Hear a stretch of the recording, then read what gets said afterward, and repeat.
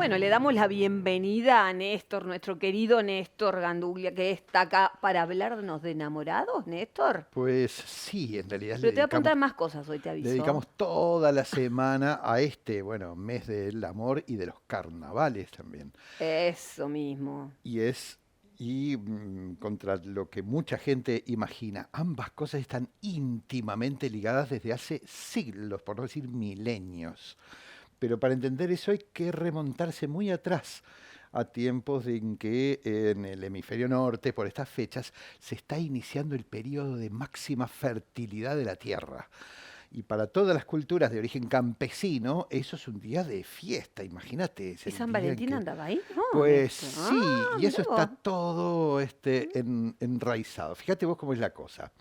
Por estas fechas, desde tiempos antiquísimos, los griegos, por ejemplo, celebraban la fertilidad, el inicio de la fertilidad de la tierra con unas fiestas imponentes. Claro, eran épocas en que los pueblos estaban menos alejados de los ciclos de la naturaleza que lo que estamos ahora. Claro. Entonces la fertilidad de la tierra era la fertilidad de toda la naturaleza, los animales, las plantas, la Había gente, para todo. comer. Claro, No había exactamente. Entonces, heladera, no había luz, no no, había claro, eso freezer. todo tenía que salir de la tierra. Entonces había unas fiestas imponentes a las que los griegos llamaban dionisíacas. Era la fiesta dedicada al vino, digamos, Dionisio era el dios El del dios del vino, vino. y de las plantitas divertidas, digamos. Ah, también. Ah, mira, era Claro, esas completito, las Dios. borraron, las ¿Por barrieron qué abajo de la esa no la.? alfombra después. No, no, nunca le dicen, digamos, pero Mira vos. imagínate entonces de qué venían aquellas fiestas, eran imponentes. Siempre cuento que se hacían desfiles precedidos por unos falos gigantes, es decir, unos penes erectos enormes, y como para que la gente supiera Se de qué diera venía este cuenta que, tema, ¿no? de qué Lo que estamos la hablando. fertilidad y lo que había que hacer con ella. Y atrás venían los músicos, y atrás se largaba todo el pueblo con su botellita de vino, sus plantitas, qué sé yo, y aquello, imagina, terminaba al final del día metiéndose en un bosque, ¿sí? Al anochecer. Imagínate lo que pasaba dentro de ese bosque esa noche, digamos, ¿no? Tomaban vino. Todo el Por lo pueblo menos tomando tomaban vinito, vino. plantitas, Por lo menos. celebrando la fertilidad y a oscura, imagínate aquello. No se salvaba Los nadie. griegos tenían su propia fiesta, incorporaban muchas de esas cosas, pero tenían su propia fiesta que le dedicaban a Neptuno, el dios del mar, porque también era el periodo de máxima productividad de la pesca. Exacto. Así que ellos también hacían procesiones, desfiles, pero arrancaban con unos barcos enteros montados sobre ruedas. Imagínate un barco enorme montado sobre ruedas y lo sacaban a pasear por el centro de la ciudad. La gente deliraba, se reunía alrededor y aplaudía, saludaba. Allá arriba del barco venía Neptuno, ¿sí? Sentado en su trono, digamos, con su tridente, y un montón de esclavas, de mujeres que arrojaban agua en cántaros sobre la gente.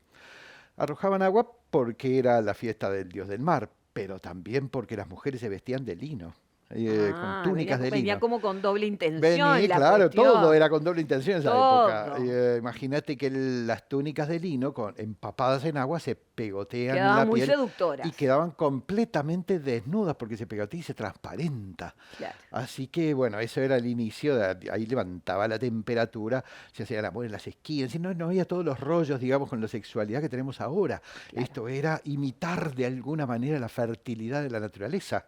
Así que todo renacía ahí. Esas fiestas duraron siglos y siglos.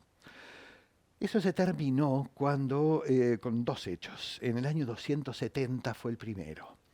Por entonces el Imperio Romano ya se empezaba a resquebrajar por todos lados y más que nada por el norte. Los germanos hacían presión fiero, iban los ejércitos romanos enteros, las legiones, y volvían la mitad muertos y la otra mitad hechos pedazos, digamos. Así que los jóvenes de Roma ya no querían ir a la guerra, que vaya otro. Y, y entonces se inventaron casarse muy jóvenes, porque la ley romana era muy protectora de la familia, entonces ellos podían decir, no, yo no puedo ir a la guerra porque tengo un hogar constituido, no puedo dejar a mi familia desamparada, y se hacían los inocentes.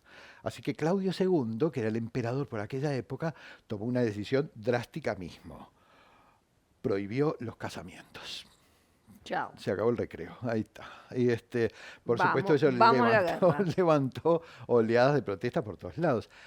Entre ese borbollón de líos Sucedió que en un pueblo cercano de Roma, un obispo, hay que acordarse de que el catolicismo, el cristianismo era una religión perseguida, digamos, prohibida todavía, no tenían ninguna autoridad importante. Un obispo decidió rebelarse contra esa decisión de Claudio y celebrar matrimonios clandestinos. Claro, clandestinos al principio, porque un pueblo chiquitito así de repente empezaron a llegar parejitas de todo el imperio, digamos, derecho a un pueblito de nada, así que todo el mundo se dio cuenta. Que algo estaba pasando. Claro, y en poco tiempo, bueno, al obispo lo prendieron los centuriones, se lo llevaron a Roma, lo juzgaron y lo ejecutaron en una plaza pública el 14 de febrero de 270.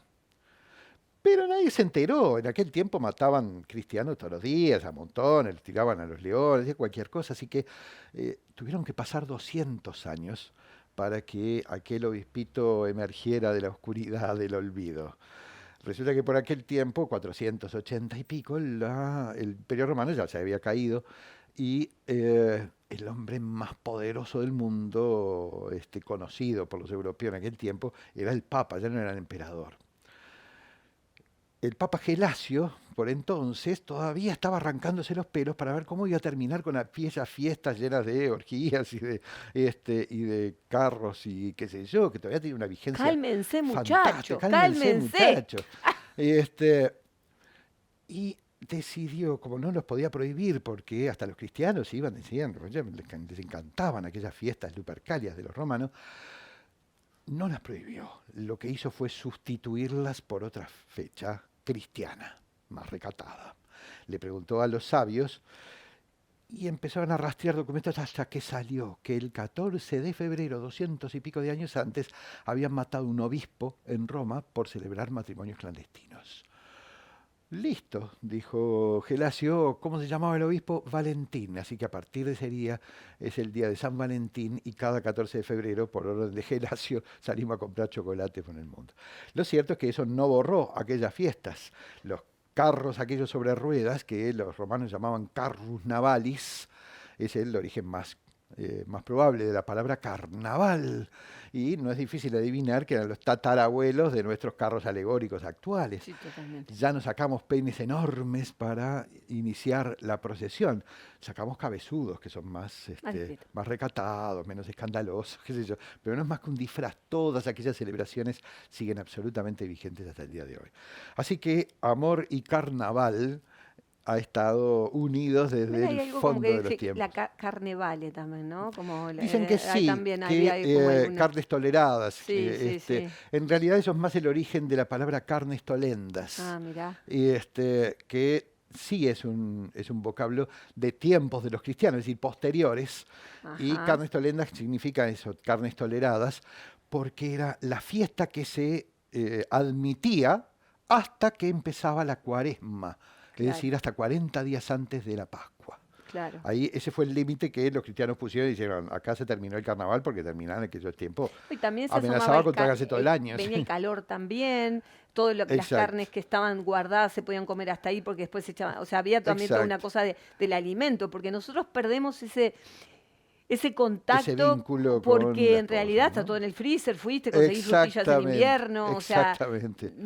perdemos todo el Perdemos todo registro, ¿no? ese vínculo y sin embargo seguimos haciendo esas mismas celebraciones. Exacto, Por eso es tan importante cada año renovar un poco estos contenidos. exacto. Y renovar contenidos que han ido quedando en el olvido, también al igual que los ditirambos, aquellas orgías dionisíacas en los bosques de Atenas, que se han ido perdiendo con los años por represión, si se quiere, moral, digamos, del catolicismo dominante en el mundo occidental hasta ahora.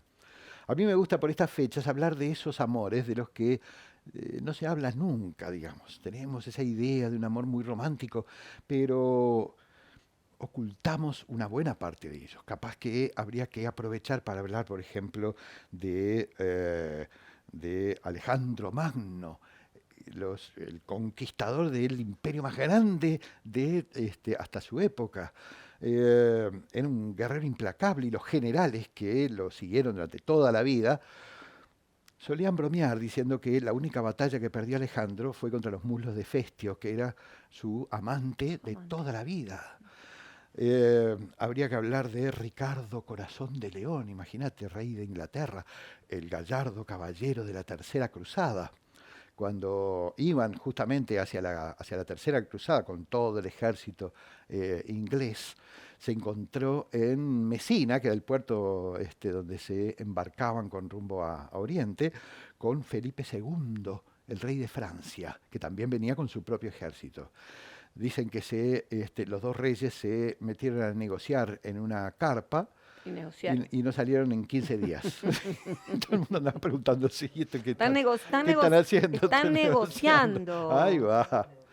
Yo creo que, de todas maneras, el más imponente de todos los ejemplos es el batallón sagrado de Tebas. A mí me parece alucinante en muchos sentidos. Primero que nada porque un batallón de élite. Era el batallón más codiciado, todo el mundo quería ser parte, porque era invencible. Fueron los únicos que le entablaron batalla frente a frente a los espartanos, aquellos de los 300 que nacían para la guerra, y les dieron una paliza descomunal.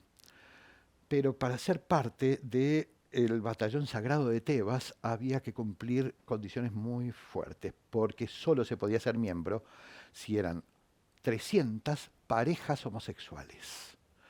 Los tebanos decían que puestos en el campo de batalla, cada uno de esos soldados no solo peleaban por su patria, también peleaban por su pareja que estaba junto con ellos. Claro. Y si la suerte de la guerra quería que uno de los dos muriera, la venganza del otro era terrible. Sangriento. Y eso funcionaba perfectamente. Me parece que transgrede todos los prejuicios sobre que todavía están vigentes, digamos, en los ejércitos sobre la homosexualidad, y que un soldado no puede ser homosexual, porque los mejores soldados del mundo, digamos, en aquellos tiempos eran homosexuales. Son amores que hemos olvidado en la historia y que hemos barrido debajo de nuestros prejuicios, y yo creo que es tiempo de que empecemos a darle también un lugar de dignidad, porque el amor debería ser lo que domina el mundo, digamos, y ni la guerra ni los negocios. Absolutamente, totalmente. ¿Qué estás presentando esta semana? Pues la semana pasada, te podrás imaginar, se la dedicamos toda a estos amores legendarios. Pero esta semana se la vamos a dedicar a lo que llamamos historia negra. Historia Es decir, negra. toda esa parte de nuestra historia, incluyendo las leyendas, que muchas veces hablan de eso, y que tienen que ver con el verdadero aporte de la gente afroamericana, digamos, a nuestros modos colectivos de ser, a nuestras identidades. Vamos a estar haciendo conversaciones a cielo abierto sobre esos temas, leyendas y mitos populares vinculados con la presencia negra en América, en lugares públicos de toda la ciudad. Y vamos a finalizar con nuestro paseo clásico, digamos, de la huella afro por el barrio sur el próximo sábado. Así que toda la gente que quiere enterarse más tiene que buscar Montevideo Secreto en las redes, en Montevideo Instagram, Secreto. Facebook, etcétera. Y es un paseo así, sí o sí, hay que ir, Totalmente, hay al que igual que todas las participar. actividades abiertas, no tiene un costo previsto, el valor lo pone la gente al final de las actividades. Me encanta, como siempre. Gracias, como Un siempre. gustazo enorme. Y bueno, ¿hoy salís a comprar bombones vos? Pues no, tengo mi bombón propio esperando en casa. Sí, yo no te veo comprando bombones La a verdad vos, es que no, es una de las primeras cosas que combato drásticamente. Por eso te y por eso decía. contamos todas estas historias, para que la gente no crea que comprar bombones es la expresión de amor. El amor es mucho más complicado y mucho más hermoso que eso. Y dicho sea de paso, un saludo a tu novia, que Ay, es gracias. encantadora. Gracias, ¿verdad? Un gustazo, grande. Bueno, nosotros continuamos.